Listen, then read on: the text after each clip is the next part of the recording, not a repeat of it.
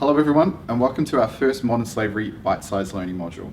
So these are a series of conversations that we have with experts throughout Australia, unpacking key modern slavery risk issues throughout the country. This series is kindly made possible by the Australian Border Force National Action Plan on the Prevention of Modern Slavery.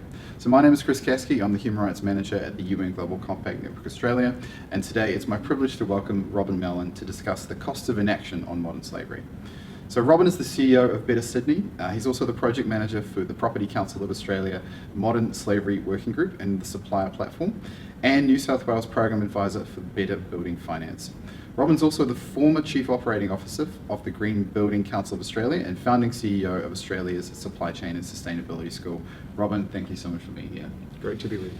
So this bottom line concept, we know about this from accounting, but what is the triple bottom line? So over the last 35 years, since the Brundtland Commission provided really the first meaningful definition of sustainability, we've seen quite a rapid evolution of the factors, the metrics around environmental issues, around economic issues, and around social issues.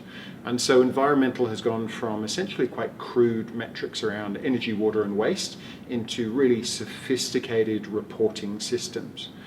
Economic issues have unfolded into complex matters around risk and resilience and procurement and supply chains. And social issues have unfolded around diversity and inclusion, around social procurement or indigenous procurement, around human rights and modern slavery.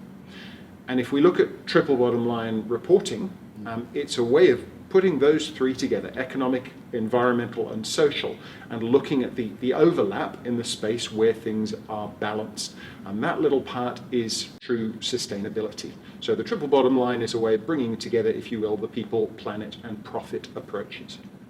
So I suppose since that report, there's been quite a bit of development in this space. So do you think it's still a logical way of looking at it?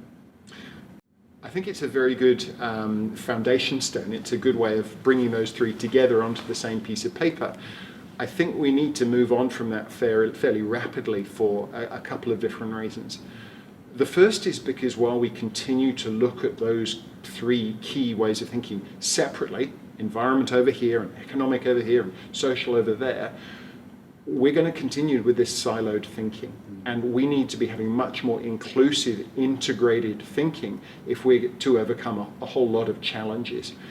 The three issues are intrinsically linked, and so if we're going to avoid catastrophic climate change, human rights abuses and exploitation, or catastrophic supply chain disruption, we also need to stop just focusing on that little bit in the middle, which is sustainability, and start thinking about a much more integrated way of looking at things. And that means, of course, having environmental issues as a foundation stone, a building block of what we do, how we operate businesses. We will not compromise on environmental issues. Within that, of course, sits a truly sustainable society. And we will not compromise on health and safety or human rights. Needs to be another of those foundation stones. And within that, if we can get those two right, that's where we can look at truly sustainable economic issues which are properly supported in the long term. And so I suppose business has been doing quite a bit of work on this. Right? There's been quite a bit of noise made. So do you think we're better at measuring some of the cost of these different actions than we used to be? We're a lot better. I think the modelling has got a lot better, and we can look at the environmental impacts, the environmental costs, or the social or the economic. But don't forget that triple bottom line thinking, the model itself, is really an accounting tool. So we're looking at the impact, the costs alone. I think what we need to do is flip it around and start looking at the cost of inaction. We can quantify to the dollar, to the cent, the cost of doing certain things.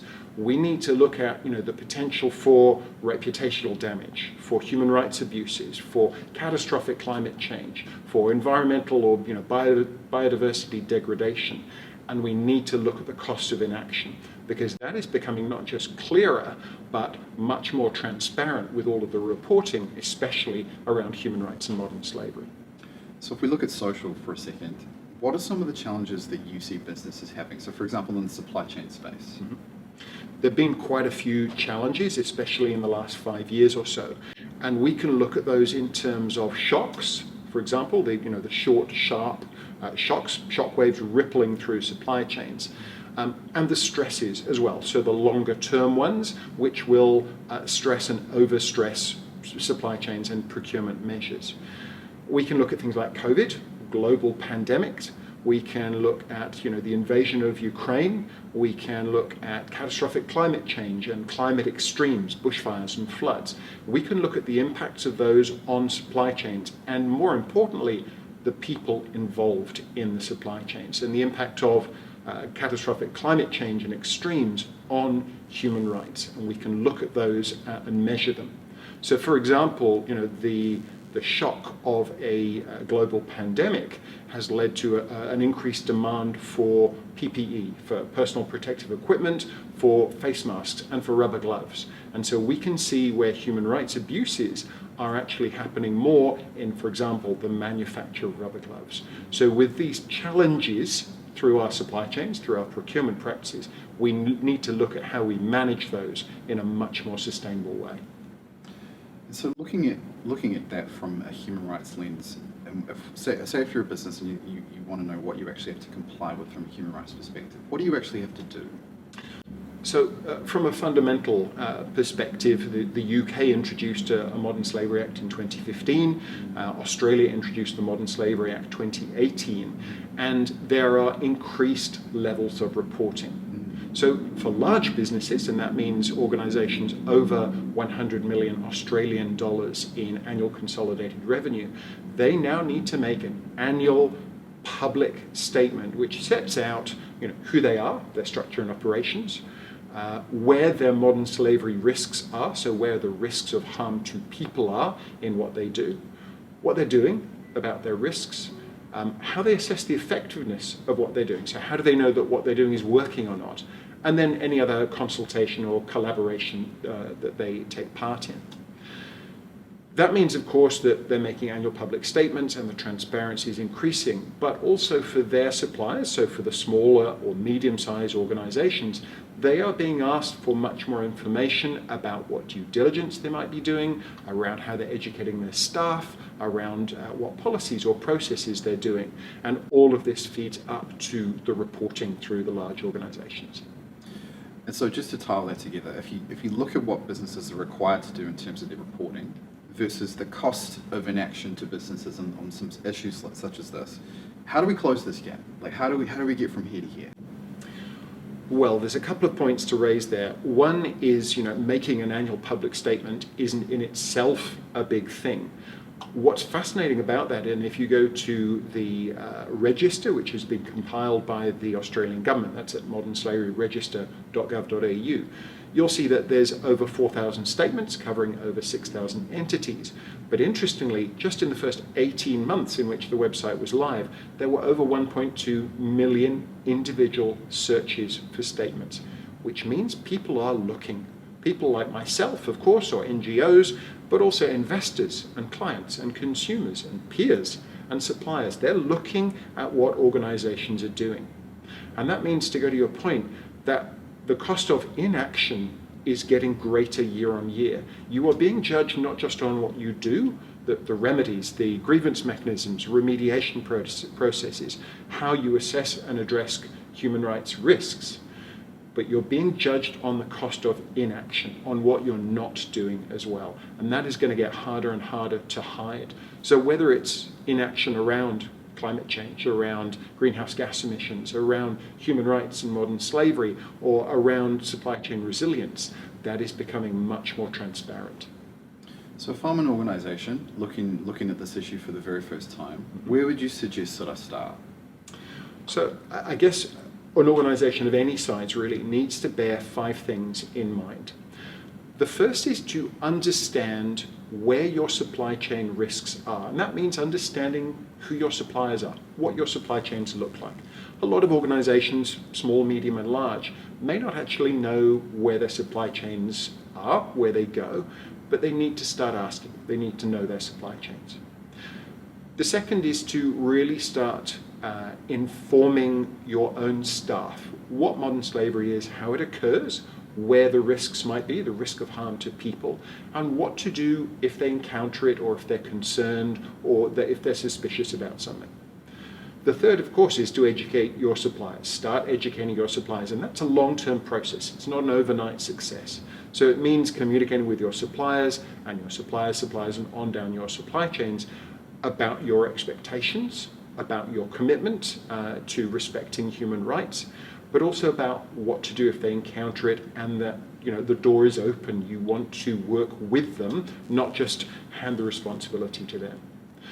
The fourth and important one is about grievance mechanisms. Grievance mechanisms should not just be seen as a negative. They need to be a way to voice suggestions, to talk about near misses, and also a way of voicing concerns. And so organizations need to have grievance mechanisms, whistleblower hotlines, a way for complaints or concerns to be voiced no matter what the size. And then the last one really is about having remediation protocols. Now, at a simple level, that means, what do we do when we encounter modern slavery? Not if. It's not a case of if anymore. It's when. If you're looking properly, you will find it in your supply chain. So having that set out in a protocol, what do we do when we find it? How do we safeguard the people involved? And importantly, how do we make sure that it doesn't happen again? So if I'm a business looking at this for the very first time, where can I look? Where can I find more information? The good news is that there is already a wealth of information out there. There's a wealth of different resources from, of course, the UN Global Compact Network Australia's guides and case studies around effective grievance mechanisms.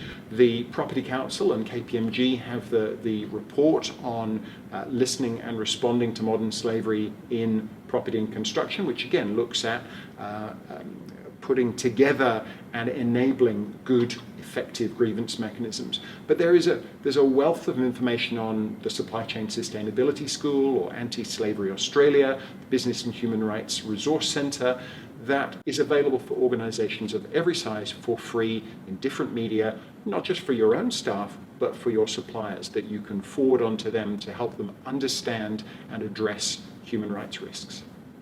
Amazing. Thank you, Robin. That's been extremely helpful and a fantastic way to start our series. If you'd like to know more about the Modern Slavery Impact Initiative or the UN Global Compact Australia, you can find us at unglobalcompact.org.au. We'll also link some of the resources that Robin mentioned in the description below. Stay tuned for the next one, and we'll see you next time. Thank you.